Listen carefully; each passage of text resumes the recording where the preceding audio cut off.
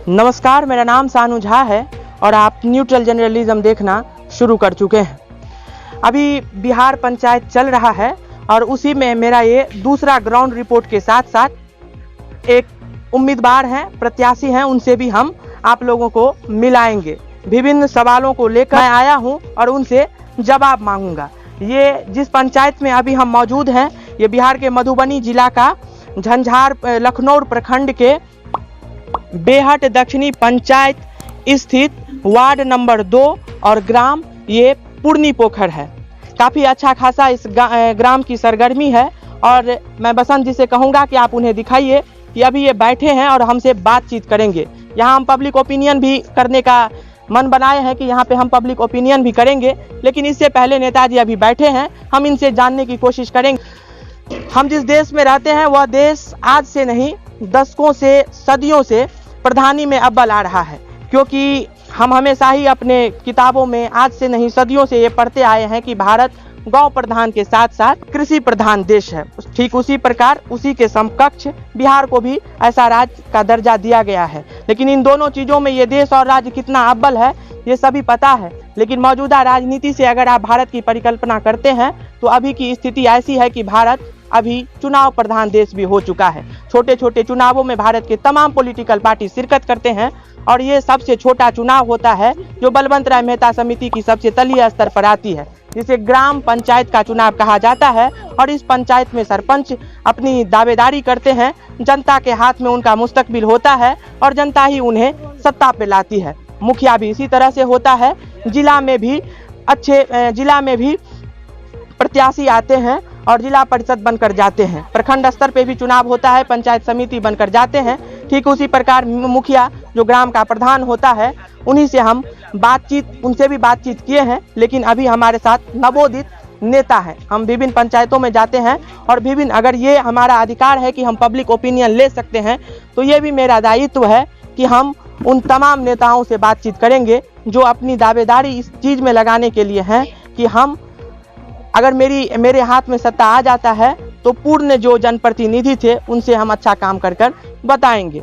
हम आते हैं और लोगों से बातचीत करेंगे। उससे पहले हमारे साथ अभी सुजीत झा जी हैं और हम इन्हीं से बातचीत करेंगे कि इनका मैनिफेस्टो क्या है, क्या इनकी प्राथमिकताएं हैं। आइए अब इनसे हम बातचीत करना शुरू करते हैं। अभी हमारे साथ यही यहाँ के नवोदित प्रत्याशी हैं, हम इनसे बातचीत करेंगे और मुखिया पद के लिए हैं।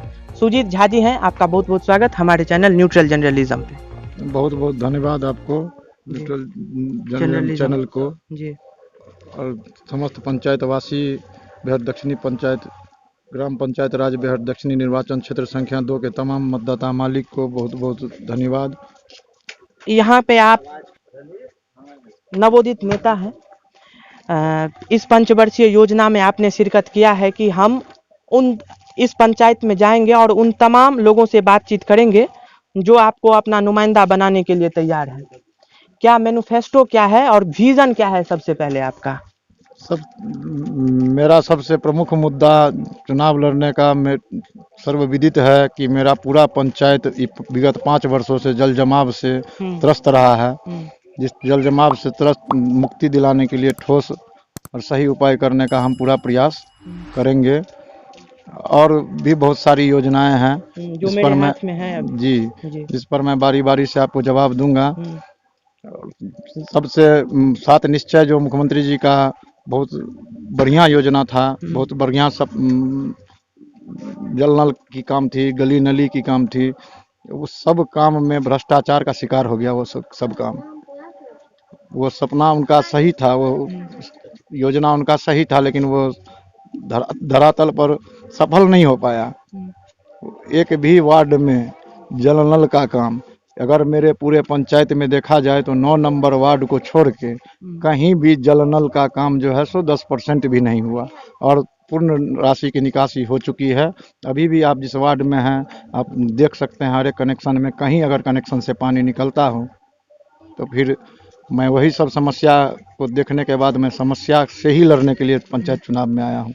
देखिए, हम जिस लोकतंत्र की गुलाबियत में जीते हैं उस लोकतंत्र में इतना तो ये कहा गया है कि हम अपने ही बीच के लोगों को अपना नुमाइंदा बनाते हैं और विभिन्न जगहों पे जा कर के उस लोकतंत्र का यही पावर है कि जनता आपको चुनती है और आप उच्च पद पर लोगों के कान में जा कर के ये उन लोगों के कान में कहते हैं जो लोग जनता के जो आवाज होता है वहां तक पहुंचाने का काम आप ही लोग करते हैं। ये हमारी लोकतंत्र की गुलाबियत है। खास करके ये पंचायती चुनाव जो होता है विधानसभा में, विधानसभा और लोकसभा एक अलग चुनाव होती है, लेकिन ये चुनाव जो है वो समाज का ही चुनाव होता है, समाज के ही लोग नुमाइंदा बनते हैं। मेरा प्रश्न आपसे ये है, जब आप नहीं इस चीज में मतलब चुनाव लड़ने का आपका ये नहीं था और जब आप एक जिम्मेदार नागरिक थे, तो आपको क्या लगा कि जिसको मद्देनजर रखते हुए आप यहाँ तक आए, आपने बोल दिया कि तो ये नल जल की योजना जो है वो सुपर फ्लॉप योजना है। क्या आप वर्तमान मुखिया से आप संतुष्ट नहीं थे, क्योंकि उन्हीं के हाथ में सब कुछ होता है? नहीं, मैं उनके किसी भी कार्य से संतुष्ट नहीं था, या मैं नहीं हूँ या पूरे पंचायत में 10% लोग भी उनके किसी भी कार्य से संतुष्ट नहीं हुए।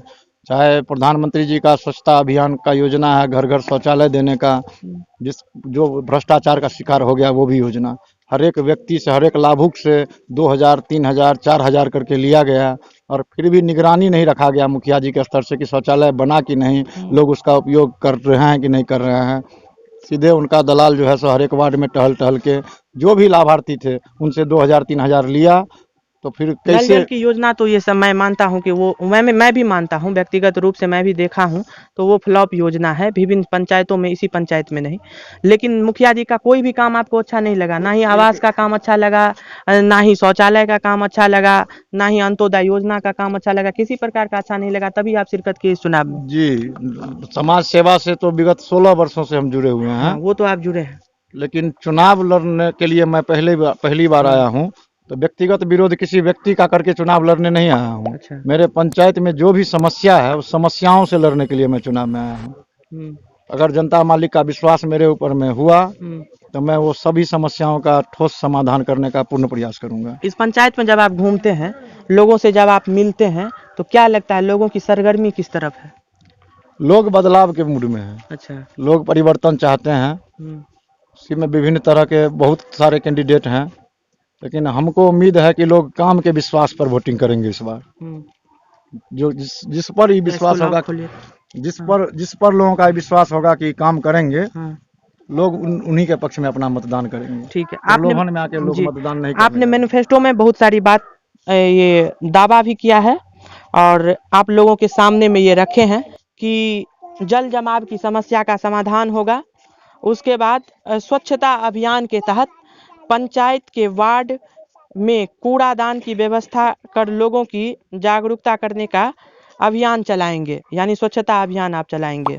वाईफाई की व्यवस्था देंगे और कंप्यूटर का जो प्रशिक्षण होता है, जो PMKYP कहा जाता है या KYP सेंटर कहा जाता है, उसका करेंगे। जो गहवर स्थान है, काली स्थान है, सर्कल पोखर है, राम जानकी मंदिर है, इन तमाम चीज़ों को आप पर्यटक स्थल घोषित करेंगे। उसके बाद आप पंचायतों में मछली मखान जो मिथिला का पहचान है, उसे भी आप लोगों के सामने में रखेंगे। प्राथमिक स्वास्थ्य केंद्र, डॉक्टर, यानी जो अच्छी खासी एक ये होना चाहिए, आपने बताया है। साथ ही साथ हाई स्कूल के मामले में भी आपने दखल देने का शिरकत किया है। इसमें आपने कहा है कि हाई स्कूल के खेल मैदान को विकसित कर बच्चों को किशोरों और खेल कूदों के प्रति प्रोत्साहन किया जाएगा। क्रीड़ा भवन का निर्माण किया जाएगा। क्या आपको लगता है कि आपके पंचवर्षीय योजना के तहत अगर जनता आपको जिताती है तो ये सभी संभव है? क्योंकि यही ठीक इससे पहले यहाँ के मुखिया ने किया था और उन्होंने खुद हमारे इंटरव्यू में कहा है कि जो काम नहीं हुआ है उसके लिए मैं माफ़ी चाहता हूँ। काम नहीं, कुछ भी काम नहीं हुआ। माफ़ी मांगने से दोबारा मौका किसी को भी नहीं मिलने वाला है। अगर मैं भी नहीं करूंगा और फिर जाके लोग से गलती मांग, पंचवर्षीय योजना के तहत अगर हमें जनता फिर से अगर चुनती है तो मैं फिर से जो भी काम छूटा है उसको करने का ये काम करूंगा। अब कहीं भी जनता किसी को फिर से गलती मान लेने से वोट नहीं देने जा रही है। आपको मौका मिला एक बार, लेकिन कोरोना तो आ गया था ना। कोरोना आ गया तो कोरोना के समय भी योजना की राशि का निकासी हुई है। अच्छा। जिसका सबूत है मेरे पास। अच्छा। कोरोना के समय भी राशि की निकासी हुई है। कोरोना से लड़ने, ये आप क्लेम कर रहे हैं कि हमारे पास सबूत है? जी।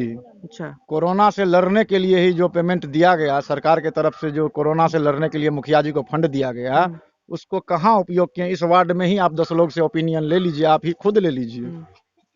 आप खुद ओपिनियन लीजिए कि उनका कोरोना ये के भी समय उनका आपको ये क्या भी मानना है कि सरकार जो है वो जो फंड जो हमेशा देती रहती है, कोरोना के समय में उन्होंने कहा कि वास्तविक रूप में जो है वो थोड़ा सा स्थगित हुआ था। नहीं स्थगित कार्य स्थगित हुआ था, लेकिन फंड स्थगित नहीं फंड ही हुआ। स्थगित हुआ था, थोड़ा सा उसमें धीमापन आया था। नहीं, फंड तो स्थगित नहीं हुआ। हाँ। फंड तो जो है सो मिला है, उसके बाद काम करने के लिए जब नोटिफिकेशन लगने के बाद भी फंड रिलीज हुई है, और वो काम नहीं किए हैं, और अपने मनमानी अपने तरीके से मनमानी किए हैं। हर एक किस वार्ड का कितना राशि होना चाहिए, कहीं भी वार्ड सभा करके योजना का चयन नहीं किए हैं। कई 5 साल में एक भी दिन आम सभा का आयोजन नहीं किए लेकिन हैं। वो बोले हैं कि मैंने कोशिश किया आम सभा करने का, लेकिन लोग ही नहीं आते थे। कभी किसी भी वार्ड में लोग बोल दें कि हमको सूचना दिया गया या सूचित किया गया कि आम सभा का आज फलाने तारीख में आयोजन है, कभी किसी को सूचना नहीं दिया गया। मैं भी आम नागरिक हूँ, उस पंचायत का, हमेशा गांव में रहता हूँ, कभी मेरे कान तक ये आवाज़ नहीं आए कि आज आम सभा का आयोजन है। ठीक है। आपने कहा है कि आवास योजना जो प्रधानमंत्री आवास योजना है उसे भी आप दिलाने का काम करेंगे। हाँ, उसे भी भ्रष्टाचार मुक्त दिलाने का काम करेंगे। मुक्त करेंगे। लेकिन मुखिया जी का ये भी कहना है, मैं इसीलिए आपको और उनसे तुलनात्मक ये प्रश्न पूछ रहा हूँ, उनका ये भी कहना है कि जो भी ये आवास की योजना है इसके लिए आवास सहायक है। लोग उनसे जाकर सवाल नहीं पूछते हैं, लोग हम पे आकर के सवाल पूछते हैं। आवास सहायक के भी मुखिया जी मुखिया होते हैं। हाँ। आवास सहायक अगर घर घर जा करके पैसा वसूल रहा है कि आप 20,000 दीजिए तो आपको प्रधानमंत्री आवास मिल जाएगा, मुखिया पंचायत के गार्जियन होते हैं जी। चाहे जो भी हो, पंचायत के गार्जियन होते हैं। उनका निगरानी रखना है कि कौन आदमी किस घर से पैसा वसूली कर रहा है। और आवास सहायक या पंचायत सेवक योजना को अपने तरीके से अपने मनमानी से कर रहा है, तो फिर वो किस बात के मुखिया है? अच्छा, तो इसके पूरे जिम्मेदार मुखिया जी हैं। पूर्ण जिम्मेदार 100%, 1000% जिम्मेदार मुखिया जी और सिर्फ मुखिया जी हैं। हाँ। क्या आपको लगता है कि इस पंचायत चुनाव में या इस पंचायत में सड़क की जो व्यवस्था है वो एक अग्रिम और सबसे प्रमुख और प्राथमिक जो इसका उपचार होना चाहिए वो इस पंचायती चुनाव में इससे पूर्व नहीं हुआ है, या इसमें मुखिया जी और वार्ड के जितने भी वार्ड सदस्य हैं कितने हद तक सफल हैं? सड़क कुछ थोड़ा बहुत कहीं कहीं बनाया जरूर गया है, लेकिन उसी सड़क को नाली के साथ बनना था। 7 निश्चय में जो सड़क बनना था वो नाली के साथ बनना था। इस पंचायत के किसी भी वार्ड में नाली के साथ एक भी सड़क नहीं बना। केवल सड़क जो है सो एमबी बुक करने के लिए अपना किए, बिल पेमेंट लिए। योजना में भ्रष्टाचार हुआ, कहीं 2 इंच ढलाई है, कहीं 1.5 इंच ढलाई है। रोड भी मुकम्मल नहीं है जितना जैसा होना चाहिए वैसा रोड भी नहीं बना। तो क्या आप क्या ये एक्सपेक्ट करते हैं कि इसे नाली बना करके और जो मेन मुख्य निकासी है वहां तक नाली पहुंचाने का काम निश्चित करूंगा और प्राथमिकता के आधार पर करूंगा। अगले बरसात में मेरे पंचायत में जल जमाव की समस्या किसी वार्ड में नहीं हो, मैं इसका पूर्ण प्रयास, अगर आशीर्वाद हमको मिलता है शपथ ग्रहण के नेक्स्ट डे से मैं लग जाऊंगा। लेकिन नेताजी आप जो ये बात कह रहे हैं, जब हम ग्राउंड पे उतरे हैं अभी, तो जब लोगों से अभी बातचीत करते हैं तो उसमें जो भी मुखिया जी के समर्थक भी रहते हैं और जो भी लोग हैं उनका मानना है कि नल जल की जो व्यवस्था है वो फ्लॉप है, या उस पे नहीं, जो नाली की व्यवस्था है, जो उसमें पानी जो कमर से ऊपर तक का पानी से बैंक की तरफ लग जाता है, इसमें उनका कहना है कि ये जो काम है वो विधायक और सांसद के अधीन है। अगर ये काम विधायक और सांसद के अधीन है तो फिर लाखों रुपया खर्च क्यों पंचायत फंड का कर दिए? अच्छा, एक चीज आप ये खुलासा कर दीजिए कि कितना रुपए का, अगर आप भी नेता हैं और आप अगर तमाम जगहों पर अगर अपनी शिनाख्त बनाने की कोशिश कर रहे हैं, अपना वजूद बनाने की कोशिश कर रहे हैं, तो आपको तो पता होगा ना कि इस पंचायत में कितना पैसा लगा है उस नाली को पानी निकासी करने के लिए। जल निकासी में जो खर्च हुआ है, जो सबूत अभी तक मेरे पास खुद उपलब्ध है कागजात के रूप में, जो कोई इसी पंचायत के लोग RTI किए थे, उसमें 42 लाख है। अच्छा, लेकिन 42 लाख रुपए किनको दिया गया? 42 लाख रुपया जल निकासी में खर्च कर दिया गया मुखिया जी के समक्ष। हाँ, मतलब मुखिया जी को फंड में इतना पैसा आया था। हाँ, लेकिन अभी भी नाला स्टेबल है। वो 7 निश्चय का पैसा था। हाँ। लेकिन अब किस पदाधिकारी के आदेश से और कैसे वो लोग किए हैं इस चीज को मैं नहीं जानता हूँ। नियम को ताक पे रख के अगर मुख्यमंत्री जी के पास तक ये बात को ले जाया जाए तो हमको लगता है कि तमाम पदाधिकारी भी फंस जाएंगे। अच्छा, तो कितना पैसा बोले थे आप? 42 लाख समथिंग है। हाँ, 42 लाख के अप्रॉक्स में पैसा आया था। वो नाली के लिए, नाली के लिए नहीं आया था, वो 7 निश्चय का पैसा था विभिन्न वार्डों का, जिसको अच्छा। खर्च कर दिया गया जल निकासी। नाली के लिए कितना आया था? 7 निश्चय में जो भी 7 निश्चय में ही। 7 निश्चय में ही जो भी रकम हर एक वार्ड के लिए अलग अलग अमाउंट आती है। अच्छा। तो कहीं भी किसी भी वार्ड में नाली बनाया ही नहीं गया है।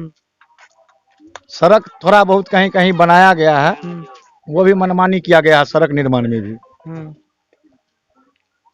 और दबंगई से बनाया गया है। लोग विरोध किए थे कि पहले नाली बनाइए तब सड़क बनाइएगा, और वो नहीं। लोग तो ये भी कह रहे हैं कि आवास योजना में हम आज से 10 साल पहले उसमें अप्लाई किए थे, अभी तक आवास नहीं मिला है, और उसमें आवास सहायक के पास जाना चाहिए, मुखिया जी का ये कहना है। अभी तो हम चुनाव में हैं, बहुत सारा बात नहीं हमको बोलना चाहिए, लेकिन आप स्वतंत्र पत्रकार हैं तो मेरा भी छवि कुछ इस तरह का रहा है, जो लोग जानते हैं मेरे बारे में कि मैं निर्भीक हूँ। ये मेरे विरोधी भी बोलते हैं। आवास वो मुखिया जी बोलते हैं, लोगों को अपना ओपिनियन देते हैं कि हम आपसे पैसा नहीं लिए, हम आपसे घूस नहीं लिए, लेकिन मुखिया जी पैसा नहीं लिए और कोई लोग पैसा ले रहा है लोग से, इस बात का निगरानी कौन रखेगा? इस बात का निगरानी रखने के लिए मुख्यमंत्री जी तो नहीं आएंगे, पंचायत के मुखिया ही रखेंगे। उन्होंने कहा है कि ये जो समस्या है जल निकासी की, वो अब मुख्यमंत्री के पास चले गया है। अब गया है, लेकिन पंचायत का जब इतना राशि का दुरुपयोग हो गया तब गए हैं बहुत लोग। जनता दरबार में भी गए थे, यहाँ के एक नेताजी हैं प्रोफेसर विशेषानंद मिश्र जी। अच्छा। वो लेके गए थे इस मामले को मुख्यमंत्री की जनता दरबार में 3 महीना पहले ही, वहाँ उनके समक्ष वो बात को रख के आए हैं। या अभी जो स्थानीय विधायक हैं पूर्व मंत्री जी, उनके पास भी सैकड़ों लोग अपना बात रखा है, वो भी आश्वासन दिए हैं और काम भी शायद चल रहा है। अच्छा। जल निकासी का जो मेन वो तो समस्या तो बहुत बड़ा है, वो जिसका पंचायत से समाधान नहीं हो सकता है। जो मेन बाजार में जो जल जमाव है उसका पंचायत की राशि से नहीं हो सकता है समाधान। अच्छा। तो उस बात को मुखिया जी कहाँ तक ले गए, कभी जो निवर्तमान मुखिया जी हैं एक भी पत्राचार दिखाएं हमको कि किस विधायक के पास, किस मंत्री के पास उन्होंने किया। अच्छा, ये आपको लगता है कि उन्होंने नहीं किया? कभी नहीं किया। ठीक है।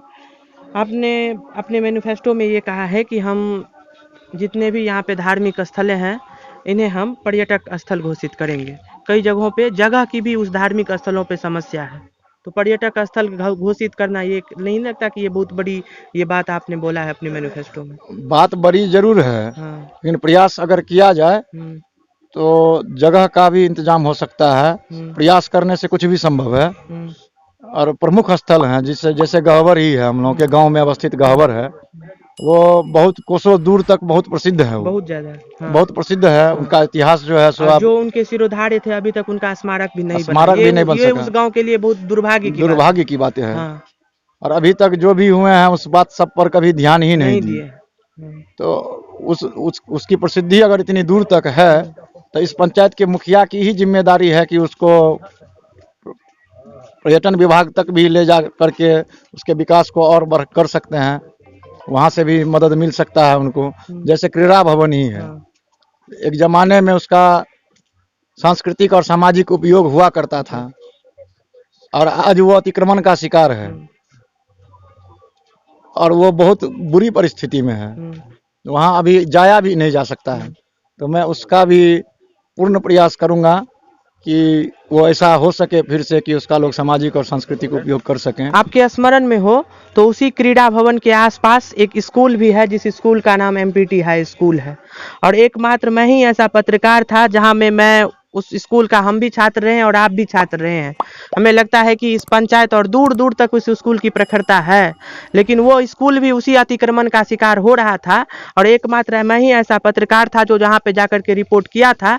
अब वहाँ पे अब अतिक्रमण नहीं है, अगर आपके स्मरण में नहीं है तो ये मैं आपको बता देता हूँ कि अब वहाँ पे लोग नहीं रहते हैं जो भी बांस छीलने का काम कर रहे थे। तो आपको नहीं लगता कि मुखिया जी को इस चीज़ पे ध्यान देना चाहिए था?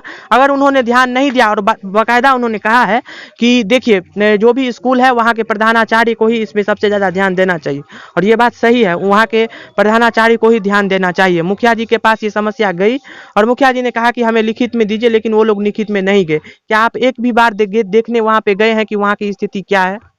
मैं बहुत बार गया और बहुत व्यथित हुआ हूँ यहाँ। आपने वो रिपोर्ट भी देखा था? और उस हाँ देख, और बहुत बहुत धन्यवाद भी करता हूँ आपको कि आपने उस मुद्दा को उठाया था और लोग वहाँ के शिक्षक लोग सजग भी हुए हैं, जी कुछ सुधार भी किए हैं। जी, बहुत हद तक लेकिन सुधार हुई है। लेकिन अभी भी उसकी स्थिति नारकीय बनी जी। हुई है वो जो स्थिति है वो नारकीय तो है, और उस लेकिन स्किल की अतिक्रमण नहीं है। उस विद्यालय की प्रसिद्धि इतनी ही दूर तक है कि आज मुख्यमंत्री जी के प्रयास से हर एक 2 पंचायत, एक पंचायत में +2 विद्यालय तक हो गई है। हाँ लेकिन जब हम छात्र थे उस स्कूल के तो वहाँ तमोरिया से भी लोग पढ़ने आते जी। थे और सरसोपाही से भी लोग पढ़ने आते थे।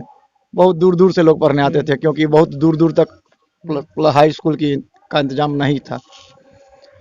और सैकड़ों IAS होंगे उस स्कूल के, सैकड़ों डॉक्टर होंगे उस स्कूल से पढ़े हुए। जी लेकिन मुखिया जी इस जिम्मेदारी से हटते हैं कि वो प्रधानाचार्य का काम है, तो वो मुखिया जी के पंचायत में ही आता है। मुखिया जी की भी जिम्मेदारी है। लेकिन उन्होंने मिट्टी गिरवाया था। अब चुनाव का समय नजदीक आने पर आप 2, 4, 10 टेलर मिट्टी गिराते हैं। इससे पहले, बहुत पहले वो तो योजना का लूट हो रहा है ना। योजना का लूट हुआ था, योजना खुला, 10-20 गाड़ी मिट्टी गिरा, 200 टेलर मिट्टी का बिल बच गया। लेकिन अभी भी वहाँ पे मैदान नहीं है और इतना पानी लगा है, बच्चे हेल इस के जाते हैं पंचायत में पढ़ने के एक लिए। भी मैदान नहीं है। सिर्फ और सिर्फ MPT हाई स्कूल का ही मैदान विकल्प है इस पंचायत के तमाम युवाओं के लिए, खेलकूद के लिए। और इस पंचायत में एक भी मैदान नहीं है। इस पंचायत के अंदर एक भी पार्क की सुविधा नहीं है जहां लोग टहल सकें। अभी मेरे पंचायत के लोग रेलवे लाइन पर टहलते हैं सुबह को। कल रेलवे और व्यस्त होगी, लोग टहलने कहाँ जाएंगे। जितने भी तालाब हैं इस पंचायत के अंदर, सभी तालाब जो है सो अतिक्रमण के शिकार हैं। मैं आपसे एक सवाल पूछूंगा और उसके बाद आपको इलेबोरेट करने कहूंगा कि आप जनता से क्या कहना चाहते हैं। ये हमेशा ही लोग कहते हैं कि 5 करोड़ रुपए एक पंचायत में पंचवर्षीय योजना के तहत मुख्यमंत्री के पास से जाता है। कहाँ गया वो 5 करोड़ रुपए? अगर आप लोग भी जनप्रतिनिधि हैं, अभी जनप्रतिनिधि हैं, प्रत्याशी हैं और लोगों से बातचीत करते हैं, तो इतना तो पता होगा इसी सरगर्मी के तहत कि 5 करोड़ रुपए का उसका शिनाख्त तो होना चाहिए ना। हर एक लोग ये बात को जान रहे हैं और पूछ रहे हैं कि 1 करोड़ का भी काम कहीं पूरे पंचायत में नहीं दिख रहा है। क्या आपको नहीं लगता कि 5 करोड़ रुपए में से अगर 3 करोड़ रुपए भी इस पंचायत में खर्च हो जाता तो ये भी एक शहरीकरण बन जाता? निश्चित निश्चित। जितना अभी केंद्र सरकार और राज्य सरकार से पंचायत के लिए पंचायती राज व्यवस्था को मिल रही है, अगर उसको 75% भी ईमानदारी पूर्वक खर्च कर दिया जाए तो पंचायत स्वर्ग बन जाएगा। और फिर वोट मांगने के लिए घर घर उस प्रतिनिधि को टहलना नहीं होगा। तो अभी जो निवर्तमान है वो मेरे मित्र भी हैं। अगर वो काम किए रहते तो ये 14 उम्मीदवार खड़ा ही नहीं होता। और लोग बोलता कि भाई वो बहुत काम किए हैं, उनको हम लोग वोट देंगे। अगर वो काम नहीं किए तो वो पंचायत के लोगों को नहीं ठगे हैं, खुद ठगाए हैं। बहुत कम उम्र में उनको प्रधानी का पद बहुत मायने रखता है, वो मिला। और जिसको वो, हमको नहीं लगता है कि उस पद के गरिमा को समझ पाए। इन तमाम सवालों का आपने बड़ी मुस्तैदी से और बड़ी मुतमईनता से तमाम सवालों का जवाब दिया है। इसके लिए मैं आपको धन्यवाद कहता हूँ। इलेबोरेट कीजिए तमाम चीज़ों को और क्या कहना चाहेंगे हमारे तमाम दर्शकों को और इस पंचायत के जनताओं को? मैं तो इस पंचायत के समस्त मतदाता मालिक से यही कहना चाहूँगा कि किसी भी तरह के प्रलोभन में, किसी भी तरह के बहकावे में नहीं आकर, जो काम करने वाले लोग हैं, जिन काम के विश्वास पर अपना मतदान करें। और यही कह के अपने बात को समाप्त करूंगा और बहुत बहुत धन्यवाद करूंगा आपके न्यूज़ चैनल को और आपको भी कि आपका जो इससे पहले भी आप इस पंचायत की समस्याओं को उठाए हैं, दिखाए हैं लोगों के सामने और आगे भी दिखाएं। कल कोई और मुखिया होते हैं, उन पर भी इसी तरह का निगरानी आप लोगों के तरफ से अगर रहे तो लोग निश्चित सुधरने का प्रयास करेंगे। जी, बहुत बहुत धन्यवाद आपका। ये हमारे साथ सुजीत कुमार झा जी हैं जो अपनी दावेदारी इस पंचायत में कर रहे हैं। अब देखना यह है कि ऊँट किस करवट बैठता है। तब तक के लिए दीजिए इजाज़त। ये वीडियो अगर पसंद आए तो इस वीडियो को शेयर कीजिएगा। फेसबुक पे देख रहे हैं तो हमारे चैनल को फॉलो करें, यूट्यूब पे देख रहे हैं तो हमारे चैनल को सब्सक्राइब करें और इस वीडियो को लाइक करना ना भूलें। नमस्कार, धन्यवाद, मिलते हैं नए वीडियो में।